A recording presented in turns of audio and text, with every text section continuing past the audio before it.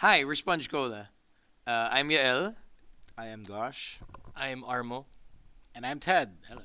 and we are from the Philippines. You are the moonlight. You make the mundane glow just right. Your voice. From what I remember, there was a battle of the bands, and back then there was this guy who told me we need someone to play original songs because everyone who auditioned they pretty much played covers, and he knew that I played music, I wrote music, and I played alone. So I'm like, I don't want to be a solo artist. I want to be in a band because in my head that's the only way to fly. It's the only format that I truly believed in. So he was my classmate. Asked him if he wanted to play bass. He said okay.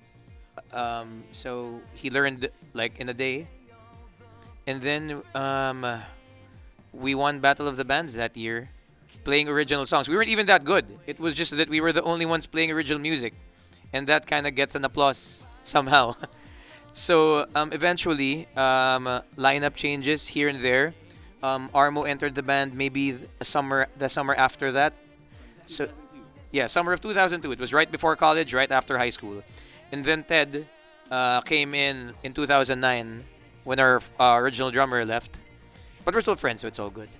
But like yeah, so 2009 was the year Ted entered. That was how it really started for us for this lineup. How has it grown? We keep things we attack the attack is very natural. We write songs. There's no attempt at trying to sound more mature from album to album. We just keep it real. If these are the songs that come in from experiences that we experience, we just roll with it. So yeah, I think we just from a skill standpoint, we got better from all the gigs. But really, we just like to keep it real. So we just play we give what the song needs from a sonic perspective. That's how we work. Yeah. And we've been working with different producers. And that way we actually experiment with our sound. We just trust the whoever the producer is. And actually, for the latest album, we worked with Joey Santos, and we trusted him with mixing the Sponge Cola sound with his type of music sound, and we're very happy with the product. Yeah, Joey Santos is a DJ. He's more of a dance music person who listens to a lot of rock. Well, he listens to everything, but he's a more inclined towards dance here. He likes beats, and we're pretty old school. We used to be like all about organic drums and distorted guitar and overdriven guitars, all that stuff. But now we're like open to anything because, just kind of we like new things too. Like we also listen to a bunch of a lot of new things. So they've yeah those elements have made their way into our system. Yeah, and where we're from in the Philippines, it's a very diverse culture of music. So we've always not we don't compete with them. It's always like made its way into our own creativity. Also, like it influenced the way we approach music, look at music, and play music. But the core of songs has always been like personal experiences and yeah, either ours or our friends or things that affect us back home. Or also like from watching movies and reading books because we like doing all those things too. So those things have inspired us. Yeah. Yeah, it's we since in the 20 years we've actually experienced so many changes in like what's trendy and what's happening in terms of what's popular music. I think it's finding our space in that has been like a interesting journey. Yeah. And also, let's not forget the upgrade with our gear. I think that that also contributes to the sound difference. I think so. Yeah, because when we were starting out, I just borrowed my brother's guitar. You know what I mean? Like, and then like we had a gig where I had like four strings on it because I couldn't afford the other two. Because I was a kid. I was in high school. We came and we grew up in a culture where we really have to make the best of what you have and what you're given. So I think that's where the creativity in our group has always thrived, is to make things work even though you think it might not, but you're gonna it works out in the end. It's a practical ingenuity, and a whole lot of teamwork. I guess back then I really relied on emotions. Because if your guitar only has four strings, so you won't have all that treble. The treble will come from your soul, something like that. I know it sounds corny, but it's really what I would just close my eyes and envision all of the strings working. All yeah. He actually started writing songs before he learned how to play guitar, so it's just Yeah. yeah. I know, right? But he kind of made it work. Yeah, I would just use my right hand to play guitar because I heard songs when I was a kid. I was like 11, 12 years old. And I'm like, I can make those songs too. I can write songs too. So I didn't know how to play guitar, but I had the arrogance to write straight. So I just used my right hand and played the assigned notes per string. So it was E, A, D, G, B, E. And I would write songs with one hand. So I guess that kind of makes me like I don't know. I don't want to I don't want to blow my own horn, but yeah, it's again it's practical ingenuity and arrogance and confidence, I guess. Yeah, yeah. Oh, yeah. Blind confidence. How for me, it's like how much has Philippine culture been like ingrained in our music also. It's like begging the question, how Filipino is your music? What is the Philippine? It's such an existential, it's such an existential question for us also because the question of being Filipino in itself is also like such a wide dialogue.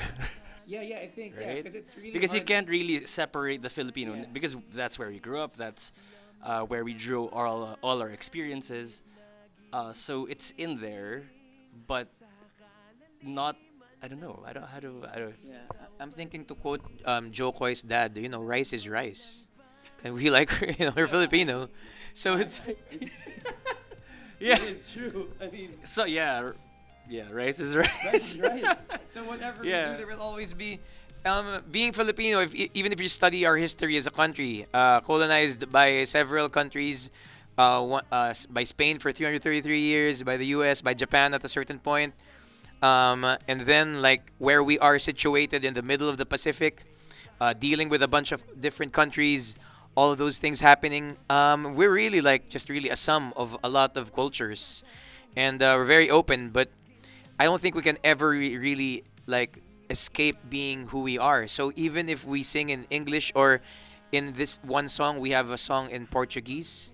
We don't speak Portuguese at all. We were just messing around. But just the idea of that being something we mess around with is still kind of Filipino. Well, So I want to say, well, there is one song that is like explicitly Filipino, which is Jeepney. Yeah. Because the jeepneys can only be found like in the Philippines. So it tells about a love story, a person like reminiscing about the lost love, and the person remembers their experience in the jeepney. So that's kind of like explicitly stated. But we like to keep our music like open to all people also. It's not just for Filipinos. It's like it was from the Philippines, but it's for everyone. Ito na yung totoong last song namin. Maraming salamat sa inyo lahat. Yung mga hindi ko nalapuntahan sa likod. Hello sa inyo, mga tao, grabe, nakakatiyak. Maraming salamat. Yung mga nasa harap ko din. Yung nakakita lang ko kanina ng video. So, salamat dun sa baby na nagpabuhat sa akin.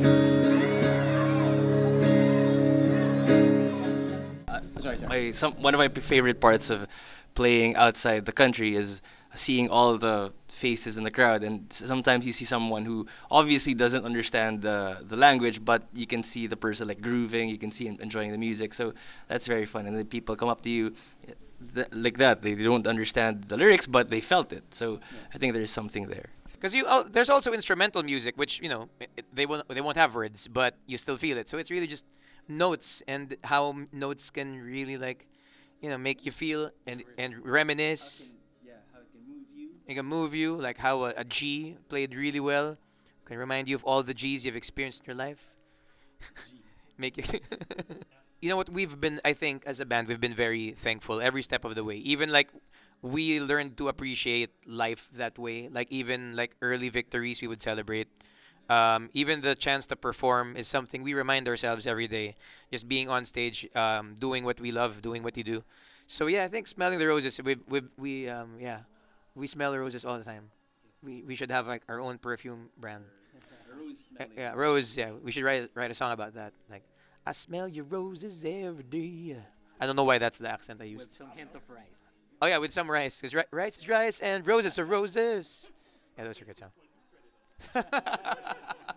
Matapay at nagkakatitigan. Alam naman nila kahit na di magkampinan.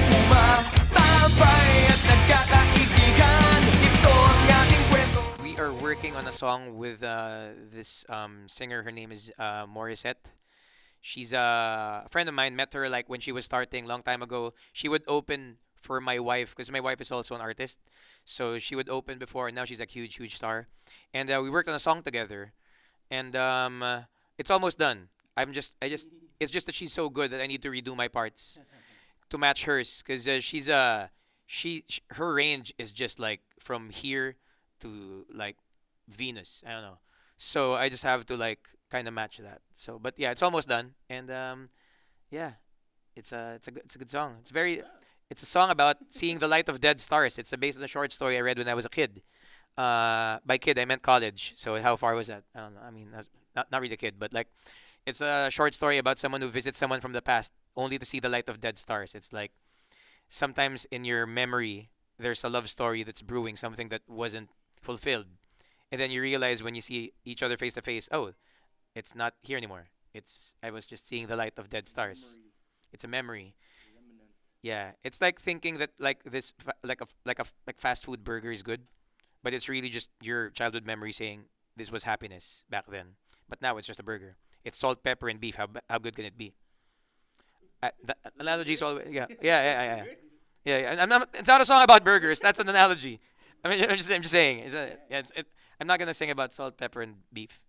Hi, we're Sponge Cola, and you just been buzzed.